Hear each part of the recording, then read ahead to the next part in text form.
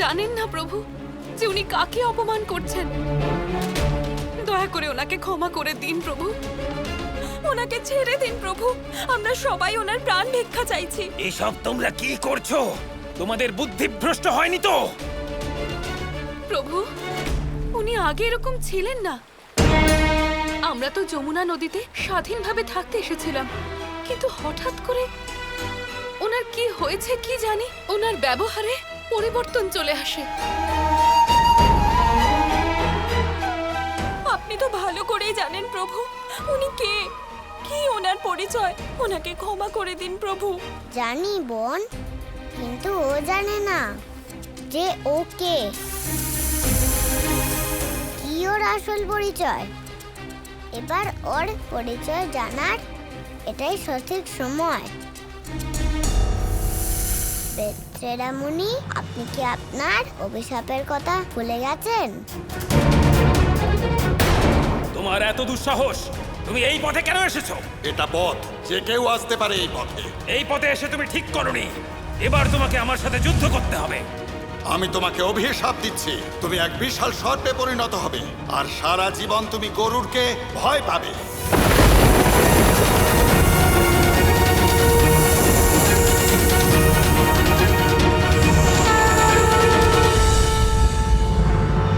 প্রভু, প্রভু, আমার অনেক বড় ভুল হয়ে গেছে প্রভু, আমাকে ক্ষমা করে দিন।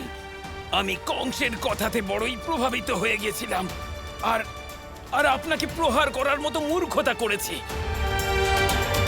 আমি সব ভুলে গিয়েছিলাম, নিজের ব্যাপারে, নিজের অতীতের ব্যাপারে সব ভুলে গিয়েছিলাম। আমাকে ক্ষমা করে দিন প্রভু।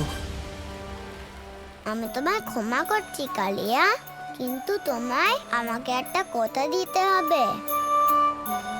আজ্ঞা করুন প্রভু। তুমি এক্ষুনি যমুনা ছেড়ে চিরকালের জন্য চলে যাবে। এর থেকে ভালো আমি আপনার হাতে মৃত্যুবরণ করাই পছন্দ করব। আপনার হাতে আমার বিনাশ হলে আমি অন্তত মুক্তি লাভ তো করব। দয়া করে আপনি নিজের হাতে আমার প্রাণ নিয়ে নিন প্রভু, প্রাণ নিয়ে নিন। যদি আমি যমুনার বাইরে যাই তাহলে আমাকে তার ক্রোধের সম্মুখীন হতে হবে। কালিয়া, আমি যদি তোমাকে বলি যে তুমি শাস্তি পাবে না, তার বদলে আশীর্বাদ পাবে, তাহলে কেমন হবে? না গরু তোমার কোনো ক্ষতি করবে, আর না তোমায় কেউ মারতে পারবে। আপনার যেমন আজ্ঞা প্রভু। আমি এই যমুনা নদী সব সময়ের জন্য ছেড়ে রামনাগ দ্বীপে চলে যাব।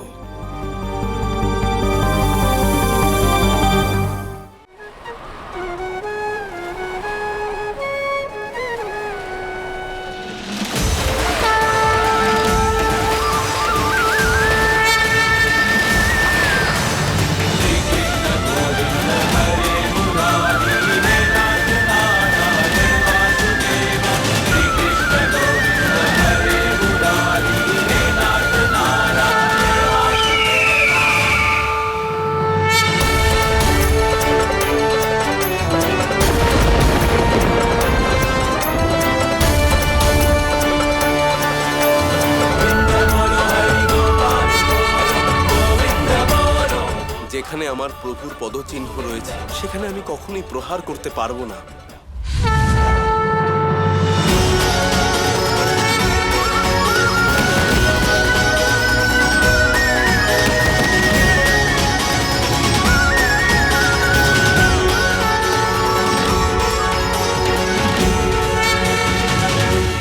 প্রভু সাবধানে।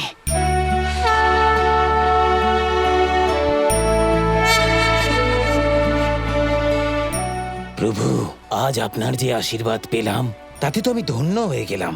আর আমি সব সময়ের জন্য এটা মনে রাখবো। আমার কারণে যে নানান সমস্যা আর বিপদ ঘটেছে তার জন্য আপনার কাছে আমি ক্ষমা চাইছি।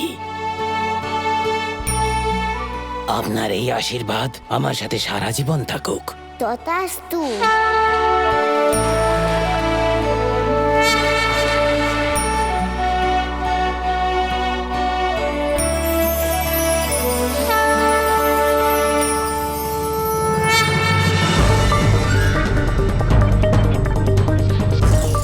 এসব আমি কি দেখছি?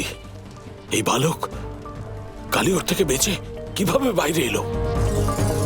আর ওই কালিও, ওই বা কোথায় গেল? কোনো ব্যাপার না, আগুন বাড়ছে আর ক্রমশ তীরের দিকে এগোচ্ছে। এই বালক তো বেঁচে গেল, কিন্তু এই বৃন্দাবনবাসীরা কিছুতেই বাঁচবে না।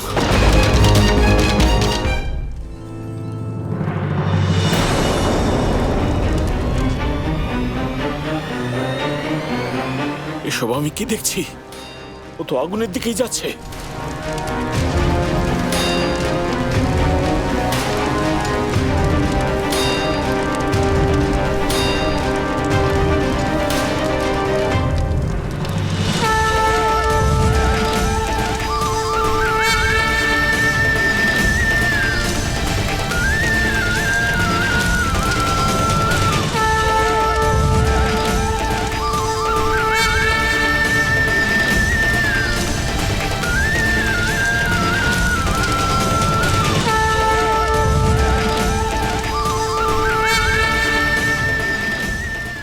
আমি কি সব ঠিক দেখছি?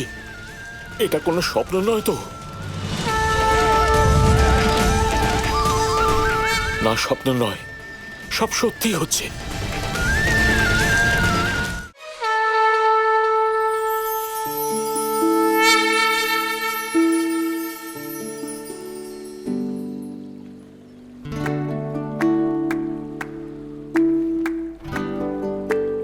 তুমি ভালোবেসে যে গোলক আমায় বানিয়ে দিয়েছিলে, সেটা আমি যমুনা থেকে তুলে এনেছি রাধারানী।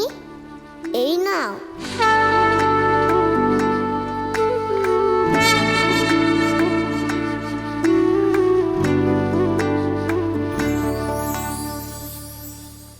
গোপাল, তুমি ঠিক আছো তো?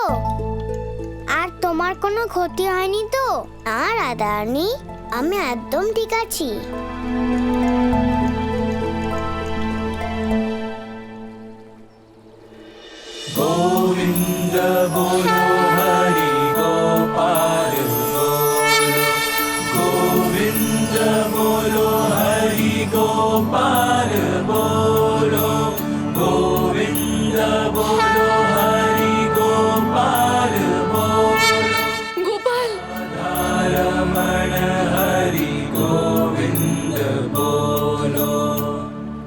গোপাল,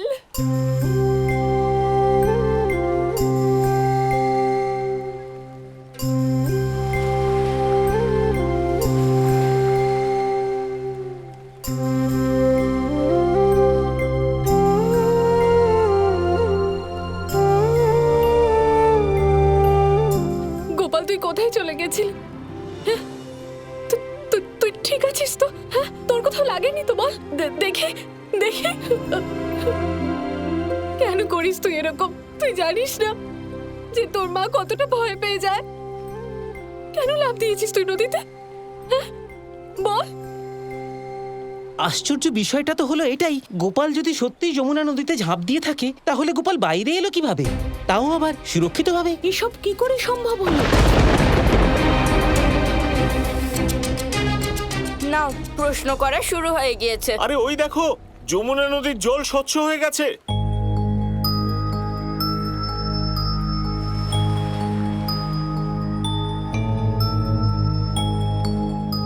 কিন্তু হঠাৎ করে নদীর জল এরকম স্বচ্ছ হলো কিভাবে? একটু আগেই তো কালো ছিল, আর ওই ভয়ঙ্কর সাপ, সেটা কোথায় গেল?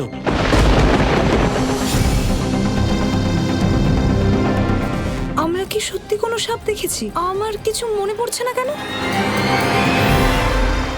হ্যাঁ, আমার মনে আছে আমরা গোপালকে এই জলে ঝাঁপ দিতে দেখেছি। হ্যাঁ, আর তারপর আমরা তোমাদের এখানে ডেকে এনেছিলাম। আর তারপর কি? কিছু মনে পড়ছে না কেন?